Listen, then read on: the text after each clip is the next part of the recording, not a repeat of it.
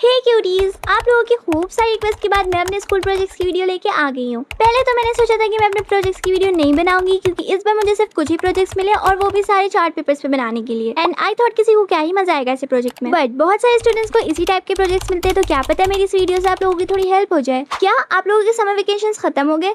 हाँ यार, मेरा भी स्कूल रीओपन हो चुका है, लेकिन मैं क्या करूँ, मैं ना स्कूल खुलने से 1-2 दिन पहले प्रोजेक्ट्स बनाती हूँ, इसीलिए आप लोगों के साथ पहले से वीडियो शेयर नहीं कर पाई। चलो कोई बात नहीं, ये वीडियो आप लोगों के विंटर वेकेशंस में काम आ जाएगी। ठीक है, अब बिना टाइम वेस्ट किए हुए प्रोजेक्ट्स कंप्लीट करते हैं। तो सबसे पहले मैंने ले लिया है चार्ट पेपर, जो कि 10 रुपए का आता है, और ये प्रोजेक्ट के लिए काफी बड़ा है तो हम लोग इसको कट करेंगे क्योंकि ऑलरेडी मेरे पास टाइम बहुत कम है और मैं फालतू के बड़े चार्ट पेपर्स पे प्रोजेक्ट बना करके अपना टाइम नहीं गवा सकती। इसीलिए मैंने पेपर को हाफ में फोल्ड किया और उसको कट कर लेना है। ये पेपर रोल करने की वजह से इस तरह का हो जाता है, तो हम लोग इसको आयरन से सही कर लेंगे। और अब पेंसिल उठा लेनी है क्योंकि हम लोग इस पर ड्रॉ करना स्टार्ट करेंगे। सबसे पहले मैं बना रही हूँ कंप्यूटर प्रोजेक्ट क्योंकि वो थोड़ा ईजी है, क्योंकि स्पेसिफिक सिंपल सा डायग्राम ड्रॉ करना है तो ज्यादा टाइम नहीं लगेगा। सबसे पहले मैंने इस पे कंप्यूटर से रिलेटेड बॉर्डर्स बना लिए और उसके बाद हेडिंग भी ड्रॉ कर दी। मैं लेकर के आ गई हूँ अपनी कंप्यूटर बुक ताकि मुझे पता चले कि कौन सा डायग्राम बनाना है। बाय द वे, आप लोगों को कंप्यूटर सब्जेक्ट कैसा लगता है? मुझे तो भाई कंप्यूटर पढ़ना बिल्कुल भी पसंद नहीं है। ऐसा नहीं कि मुझे कंप्यूटर में इंटरेस्ट नहीं है इसलिए मुझे ये पढ़ना पसंद नहीं है। बताऊं, जब मैं छोटी थी ना, जब मेरे स्कूल में एडमिशन भी नहीं हुआ था, तब से मुझे लैपटॉप यूज करना आता है। इनफैक्ट मैंने बचपन में ही पावर पॉइंट सीख लिया था, पर इसके बावजूद भी पता नहीं क्यों मुझे कंप्यूटर पढ़ने में जरा भी दिलचस्पी नहीं होती। एनीवेज, हमारा रफ स्केच कंप्लीट हो चुका है और अब मैं सारी चीजों को आउटलाइन करूंगी। मैंने यहाँ पे नॉर्मल परमानेंट मार्कर का यूज किया है। फटाफट से आउटलाइन को कंप्लीट करने के बाद पेंसिल के जितने भी मार्क्स थे उसको इरेज कर देना है। ये कंप्यूटर का जो मैंने ओ लिखा था वो ए जैसा दिख रहा था और ऐसा लग रहा था मैंने कंप्यूटर लिखा है, और इससे मुझे अपनी एक दोस्त याद आ गई क्योंकि वो कंप्यूटर को कंप्यूटर बोलती थी। हम लोगों ने उसे बहुत समझाया कि कंप्यूटर क्यों बोलती हो, बट उसको लगता था कि अगर वो कंप्यूटर बोलेगी तो उसका एक्सेंट बड़ा ही अच्छा साउंड करेगा। वेल, अब उसने स्कूल छोड़ दिया है, I am missing her, specially her computer. Anyways, colouring अब लगभग कंप्लीट हो चुकी है और यहाँ पे मैं पेंसिल कलर की हेल्प से इसमें थोड़े से शेडिंग्स ऐड कर रही हूँ। अब लास्ट पे अपना नाम लिखने के बाद हमारा प्रोजेक्ट बिल्कुल कंप्लीट है।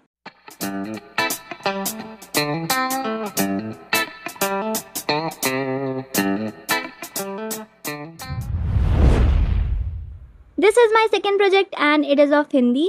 मैंने डिसाइड किया कि इसको ग्रीन और रेड के कलर कॉम्बिनेशन में बनाऊंगी, इसीलिए सबसे पहले तो मैंने ग्रीन बॉर्डर डाला है और फिर उसके बाद यहाँ पे मैंने रोजेस ड्रॉ किए हैं। रोजेस पे मैंने रेड कलर के मार्कर से आउटलाइन बनाई और जब मैं इसको फिल कर रही थी तो मुझे लगा कि ये रेड कलर है, बट ये निकला ऑरेंज। फिर मैंने सोचा कि अब आधा कर दिया है तो पूरे में ही कर देते हैं। उसके बाद अगेन मैंने उस पर रेड कलर कर दिया, जिसके बाद मुझे लगा कि अब मैंने इसको खराब कर दिया, लेकिन इसमें डिटेलिंग्स ऐड करने के बाद ये रोज प्यारा बन गया था। अब जल्दी से इसके स्टेम्स और लीव्स को भी कलर करके कंप्लीट करेंगे और फिर हेडिंग लिखना स्टार्ट करना है। यहाँ पे मैंने रूलर की हेल्प से कुछ लाइंस बनाई है ताकि मैं बिल्कुल परफेक्ट लिख सकूँ। ऐसे भी छुट्टियों में तो लिखना भूल गई हूँ मैं, सच बता रही हूँ। जब मेरे वेकेशन स्टार्ट होने वाले थे ना, मैंने ऐसे ऐसे प्लान्स बनाए थे कि बहुत पढ़ाई करूंगी, जितना भी सिलेबस है पहले से ही कंप्लीट करके रख दूंगी, पर होमवर्क कंप्लीट करने के बाद जो मैंने बुक को बंद की है उसके बाद से छुआ तक नहीं है। वैसे ये बात इतनी प्राउडली नहीं बोलनी चाहिए थी। वैसे देखो, लाइन इरेज करते करते मैंने थोड़ा सा यहाँ पे फाड़ दिया है, लेकिन कोई बात नहीं, हम लोग उस पर ध्यान नहीं देंगे और अपना काम कंटिन्यू करेंगे। ओ, मैं तो आप लोगों को बताना ही भूल गई कि ये प्रोजेक्ट है किसके बारे में। तो हम लोगों ने कबीर दास के ऊपर ये प्रोजेक्ट बनाना है। मेरी हिंदी की हैंड राइटिंग ऑलरेडी बहुत ही ज्यादा खराब है और मैंने ट्राई किया कि उसको सुधार के लिखूं। कबीर दास के बारे में मैंने कुछ पर्सनैलिटी एंड लिटरेरी कैरेक्टरिस्टिक्स भी लिखी है और ये मैंने साइड में लिखा था क्योंकि दूसरे साइड मुझे पिक्चर भी चिपकानी थी। हमें पिक्चर प्रिंट करवा करके चिपकानी थी या फिर ड्रॉ भी कर सकते, लेकिन मैं पोर्ट्रेट्स बनाना अवॉइड करती हूँ और मुझे सही से आता भी नहीं, इसीलिए मैंने क्रिकेट मशीन से ड्रॉ करवा लिया। अब ये मत सोचना कि मैंने मशीन से ड्रॉ करवाया तो मेरे लिए बहुत ही ईजी हो गया, क्योंकि ये मशीन सिर्फ आउटलाइन ही ड्रॉ करेगी तो मुझे इन सारी लाइंस को फिल करना पड़ेगा, तभी एक कंप्लीट लुक आएगा। जब लाइंस फिल हो जाएंगी तो मैं इसको कलर करने की बिल्कुल भी काबिलियत नहीं करूंगी, पर हाँ, जहाँ हम लोगों ने इस पिक्चर को चिपकाना है उधर मैं एक बैकग्राउंड क्रिएट कर रही हूँ यूजिंग वाटर कलर्स। पहले तो मैं सिर्फ ग्रीन कलर यूज कर रही थी, फिर मैंने रेड भी ऐड कर दिया ताकि हमारा कलर कॉम्बिनेशन मेंटेन रहे। जब ये हो जाए तब इसको सूखने के लिए रख दो और ये 2 मिनट में ही ड्राई हो जाता है। फाइनली हम लोग इस पिक्चर को पेपर पे चिपका देंगे और ये प्रोजेक्ट भी कंप्लीट हो चुका है।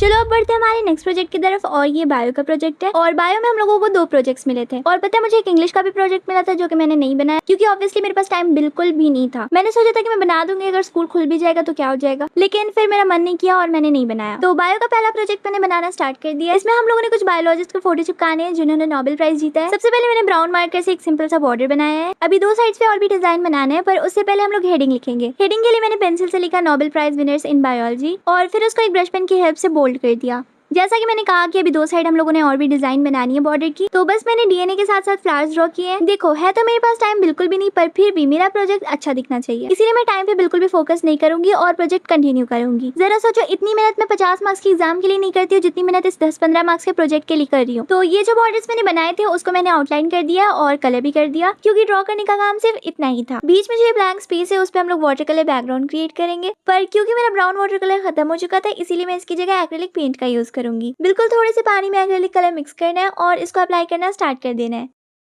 मोस्टली मैं वाटर कलर बैकग्राउंड ब्रश को डैब डैब करके बनाती थी, पर इस बार मैंने ब्रश से पेंट को सिर्फ स्प्रेड किया है। जब तक ये सूख रहा है इस पे चिपकाने के लिए हम लोग पिक्चर्स रेडी कर लेंगे। तो अगेन मैंने क्रिकेट मशीन का यूज किया, क्योंकि इस पे हम लोगों ने पिक्चर्स प्रिंट करवा के चिपकाने थे। मैंने सोचा कि ये मशीन तो अपना काम कर रही है तो मैं क्यों खाली बैठी रहूं। तो बायो का जो दूसरा प्रोजेक्ट है उसके डायग्राम के लिए मैं यहाँ पे रफ स्केचेस बना रही हूँ। ये एंडोप्लाज्मिक रेटिकुलम बनाने में मुझे इतना गुस्सा आता है ना, क्योंकि ये बड़ा ही कॉम्प्लिकेटेड है, पर मैं इसे बायो की नोटबुक में भी एक बार बना चुकी हूँ, तो फिर मैंने इसे इजिली बना लिया।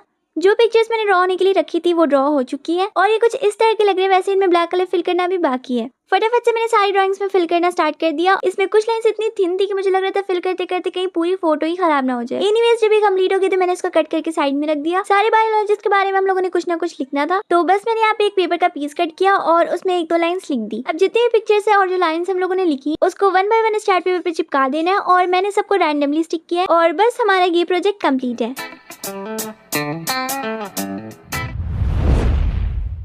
Now let's move on to our last project. जैसे कि मैंने बताया कि हम लोगों को इसमें डायग्राम बनाने के लिए मिला था। डायग्राम डायरेक्टली चार्ट पेपर पे ड्रॉ करना था, पर मैंने दूसरे पेपर पे ड्रॉ करके रखा हुआ है। बस उसको हम लोगों ने आउटलाइन करके कलर करना है और कट करके इस पे चिपका देना है। पर सबसे पहले तो ये पेपर बहुत ही ज्यादा सिंपल लग रहा है, इसीलिए मैं इसके ऊपर पेंट करने वाली हूँ। अरे मतलब हम लोग वही अपना प्यारा सा वाटर कलर बैकग्राउंड बनाएंगे, जिसके लिए मैंने पिंक और रेड कलर यूज किया है। जब मैं इसको पेंट करी थी इतना ज्यादा प्यारा लग रहा था ना। अब जल्दी से इसको ड्राई कर लेंगे और ये इतना ज्यादा बड़ा पेपर था कि इसको ड्राई होने में बहुत ही टाइम लगा। एनीवेज अब बढ़ते हैं हमारी हेडिंग की तरफ। हेडिंग में मैंने लिखा है एंडोमेम्ब्रेन सिस्टम। एक्चुअली मैंने इसको दूसरे पेपर में लिखा है और इसको भी हम लोगों को कट करके चिपकाना है उस पे। जब मैं इसे चिपका रही थी मुझे लगा कि टेक्स्ट बहुत ही छोटा हो गया, लेकिन कोई बात नहीं, ऐसे भी सही, मैं इसको दोबारा नहीं बनाने वाली।